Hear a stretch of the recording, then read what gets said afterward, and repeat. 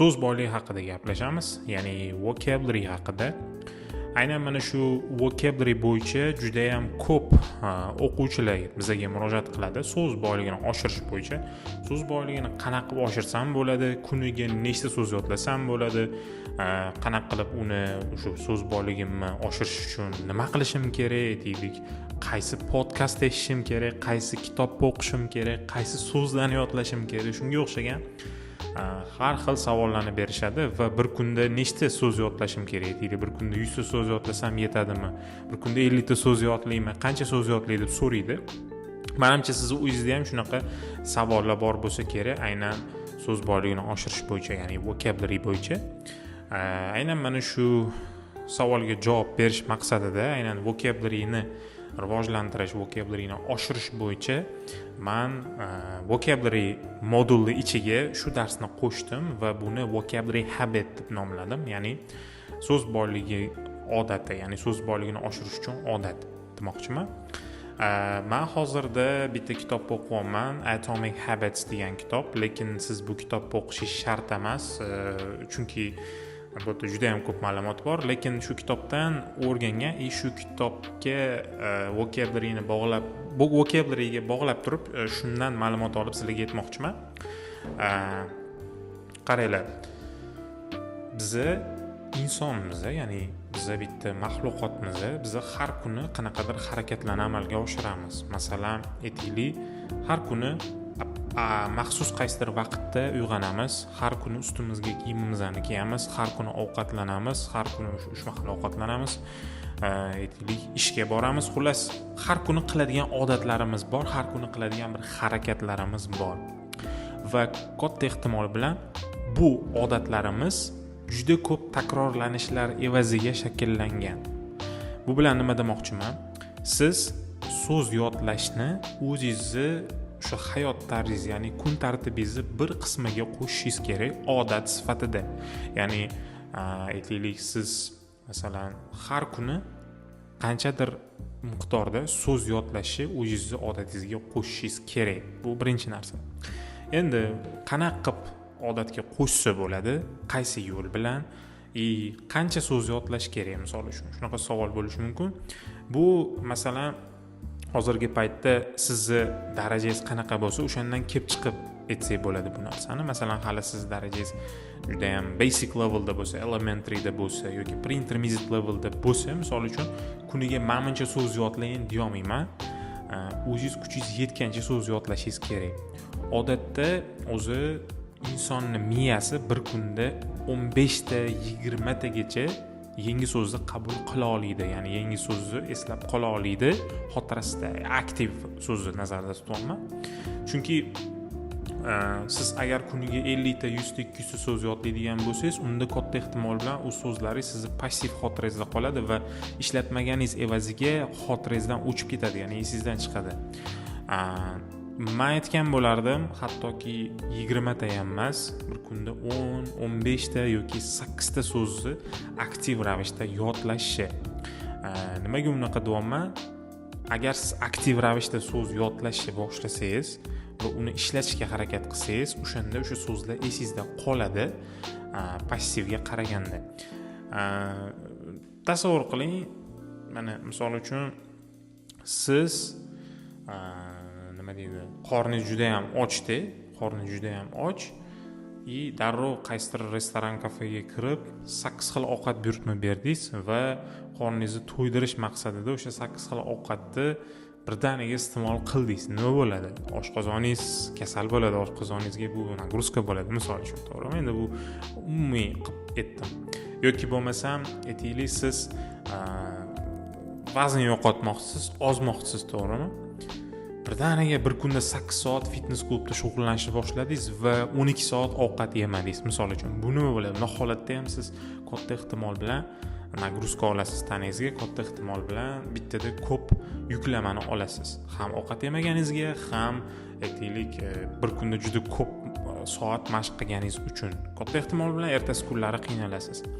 Endi tasavvur qiling, siz ozmoqchisiz, lekin siz sifatli ozmoqchisiz va siz masalan kam-kamdan harakat qilyapsiz. Masalan, bir kunda 8 soat shug'ullanmayapsiz, kunda 15 minut, 20 minut sport bilan shug'ullanyapsiz va to'g'ri ovqatlanishni ham sekin-sekin yo'lga qo'yyapsiz. Ya'ni aynan ozish kerak ekan deb kuniga bir mahal ovqatlanmayapsiz. Hamma qatori 3 mahal ovqatlanyapsiz, lekin aytaylik yomon odatlarni yo'qotyapsiz. Ya'ni fast food yemayapsiz, aksincha yengil o'sha hazm bo'ladigan dietetik ovqatlarni yeyapsiz misol uchun. Ya'ni odatingizni to'g'riladingiz va kam-kamdan harakat qilyapsiz misol uchun.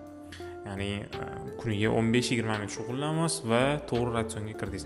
So'z yodlashda ham xuddi shunaqa. Masalan, siz ingliz tilini shakllantirmoqchisiz, so'z yodlamoqchisiz. Bir kunda 100 ta so'z yodlashga yoki qancha ko'p so'z yodlashga harakat qilish kerak emas, aksincha kuniga 5 ta, 8 ta o'sha so'zni olib turib yodlashga harakat qilish kerak kam-kamdan. Ya'ni kam-kamdan uzoq yo'l bossa bo'ladi. Mana kitobda ham yozilgan tiny changes remarkable results. Ya'ni kichik imkoniyatlar katta natijalar olib keladi. Ya'ni kichik o'zgarishlar katta natijalarni olib keladi. Har kuni qisqa ozginadan yodlash yaxshiroq bir kunda ko'p yodlagandan ko'ra. Bu vocabulary habit ma'nosida men sizga aytyapman. Biz speakingni rivojlantirish uchun audiolar va kitoblarni English Focus Telegram kanalidan topsangiz bo'ladi. Endi o'sha boyagi savolga kelsak, ya'ni qaysi podkastda eshitsam bo'ladi, qaysi kitobni o'qisam bo'ladi so'z yodlashga, yoki bo'lmasam qaysi aytaylik adabiyotlardan foydalanishim kerak, YouTube'da qaysi videoni ko'ray, qaysi native speakerni eshitay. Mana shunga o'xshagan savollar vobshe ko'p, to'g'risi, juda ham ko'p. Men aytgan bo'lardim, siz tushunayotgan, sizni qulog'ingizga yaxshi eshitilayotgan native speakerni eshiting va o'zingizning darajangizga mos bo'lgan listening audiolarni eshiting. Birinchi meni beradigan maslahatim va u qaysi mavzuda bo'lishini aloqasi yo'q. Siz qiziqadigan mavzu bo'lsin, sizga yoqadigan bo'lsin. Kitob ham xuddi shu. Kitoblarni ham xohlagan kitobingizni o'qing, lekin iloji boricha o'zingizning darajangizga yaqinini, o'zingizning darajangizga mosrog'ini o'qing va o'sha siz o'qiyotgan kitob sizga yoqsin, yoqimli bo'lsin. Masalan, aynan men nimaga mana shu kitobni o'qiyapman, Atomic Habits, chunki menga odatlarni shakllantirish mavzusi, shaxsiy rivojlanish mavzusi juda ham qiziqarli, juda ham menga yoqadi. O'shaning uchun men shu kitobni tanlaganman, o'qib o'zim ustimda rivojlanish uchun. Nima deb o'ylaysiz? Bu kitobdan menga yangi so'z chiqmayapti deb o'ylaysizmi? Albatta chiqyapti yangi so'z. Men hozir ko'rsataman qancha yangi so'zdan chiqqanini, misol uchun-da. Mana ko'rasizmi? Sariq bilan belgilaganlarim yangi so'z chiqqan yangi so'zlar misol uchun mana. Ko'rasizmi? Belgilab ketganman chiqqan yangi so'zlarni. Aytmoqchimanki, hattoki native speakerlar ham, haqiqiy til egalari ham misol uchun kitob o'qiyotganda o'zi tushunmaydigan qaysidir so'zlar chiqib kelishi bu tabiiy. Bu aytmoqchimanki, agar mabodo so'z yodlayotganingiz, ya'ni reading qilayotganingizda yangi so'zlar chiqib qolsa, o'sha yangi so'zdan darrov belgilab, sariq o'sha flomaster bilanmi yoki ruchka bilan tegiga chizib qo'yasizmi? Belgilab qo'yib, darrov lug'at daftariga o'shani yozing, ma'nosini chiqaring. Va aynan o'sha lug'at yozayotganingizda ham kerakli ma'nolarni topishga harakat qiling, misol uchun. Unga gap tuzishga harakat qiling o'sha yangi so'zga va undan tashqari uni sinonim so'zlari, uni ma'nodor so'zlariga ahamiyat bering. U so'z qanaqa talaffuz qilinyapti, shunga ahamiyat bering. Mana shunaqa qilib kam-kamdan sifatli yodlang. Chem bir kunda 100 ta aytaylik faqatgina so'zni tarjimasini yodlagandan ko'ra faqatgina so'zni tarjimasini o'zini yodlash sizga foyda berishi mumkin, lekin o'sha so'z haqida to'liq ma'lumotga ega bo'lmasdan yodlaysiz. Ya'ni ertaga o'sha so'zni ishlatadigan bo'lsangiz, siz so'zni noto'g'ri ishlatasiz, ya'ni gapda ma'no jihatdan tushmaydigan so'zlarni ishlatib qo'yasiz va ingliz tilingiz noto'g'ri shakllanadi. Aytmoqchimanki, har bitta yodlayotgan so'zingizni sifatli yodlang, kam bo'lsa ham sifatli yodlang, eng muhimi.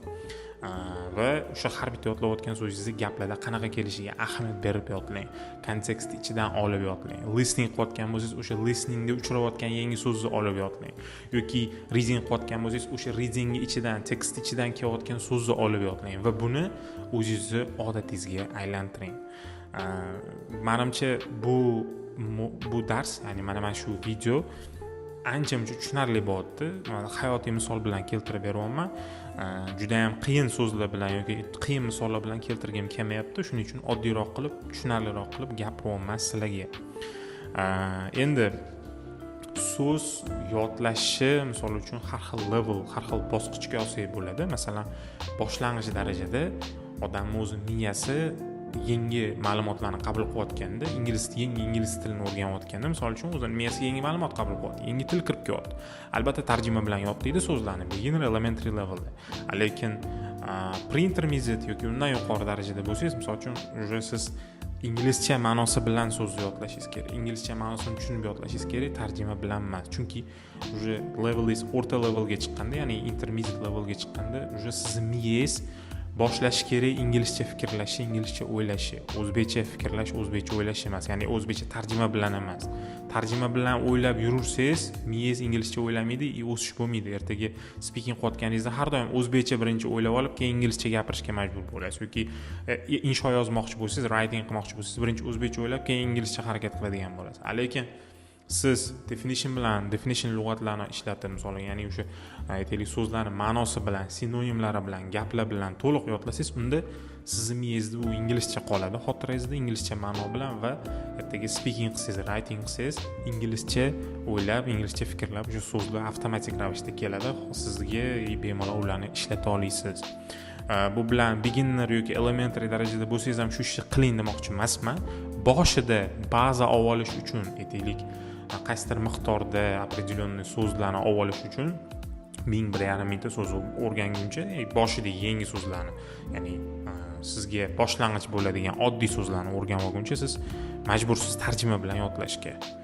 Beginner, elementary levelda bo'lsangiz agar, lekin undan yuqori levelda bo'lsangiz, unda definition, ya'ni so'zni inglizcha ma'nosi, meaningini olib turib yodlash kerak. Sizlar bilan Kamina Farhod Hakimov bo'ldi. Keyingi darslarimizda ko'rishguncha